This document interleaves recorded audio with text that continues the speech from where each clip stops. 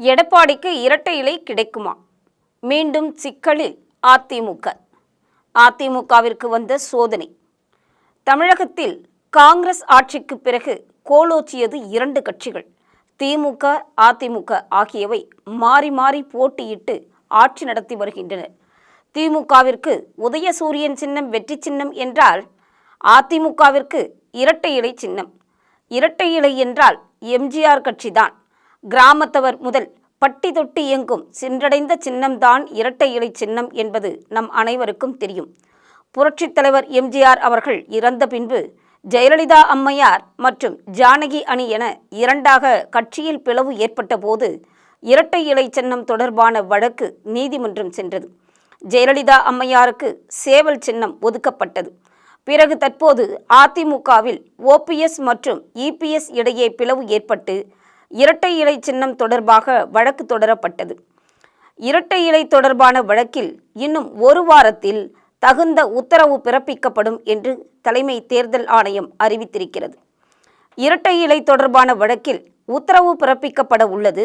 அதாவது, சென்னை உயர்நீதிமன்றத்தில் தாக்கல் செய்யப்பட்டுள்ள அதிமுகவிற்கு இரட்டை இலை சின்னத்தை ஒதுக்கக்கூடாது என அளிக்கப்பட்ட மனு ஒரு வாரத்தில் உத்தரவு பிறப்பிக்கப்படும். இந்திய தலைமை தேர்தல் ஆணையம் தெரிவித்திருக்கிறது. இந்த வழக்கின் பின்னணி குறித்து பார்த்தால், திண்டுக்கல் மாவட்டத்தைச் சேர்ந்த சூரியமூர்த்தி என்பவர் சென்னை உயர்நீதிமன்றத்தில் வழக்கு ஒன்றை தாக்கல் செய்திருந்தார். அதாவது, அதிமுகவின் உட்கட்சி விவகாரம் தொடர்பாகவும் கட்சி சட்டதிட்டங்களுக்கு விரோதமாக செயல்பட்டது தொடர்பாகவும் தலைமை தேர்தல் ஆணையத்திற்கு கடந்த 2017ஆம் ஆண்டு முதல் 2022ஆம் ஆண்டு வரைக்கும் பல்வேறு புகார்கள் அளித்திருந்தார்.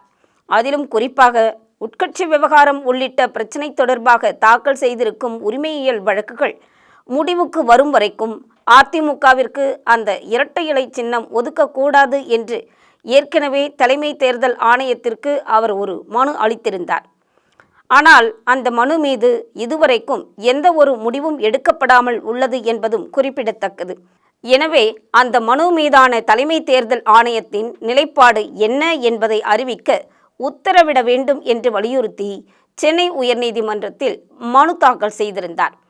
இன்று இந்த மனு மீதான விசாரணை நீதிபதிகள் ஆர் சுப்பிரமணியன் மற்றும் சி குமரப்பன் அடங்கிய அமர்வு முன்பு விசாரணைக்கு வந்தது.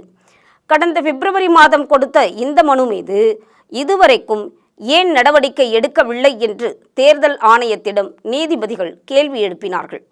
இந்த மனு மீது இன்னும் ஒரு வாரத்தில் தகுந்த உத்தரவு பிறப்பிக்கப்படும் என்று தலைமை தேர்தல் ஆணையம் தரப்பில் உறுதியளிக்கப்பட்டது. இதை பதிவு செய்து கொண்ட சென்னை உயர்நீதிமன்றம் இந்த வழக்கின் விசாரணையை மீண்டும் டிசம்பர் 2ஆம் தேதிக்கு தள்ளி வைத்திருக்கிறது.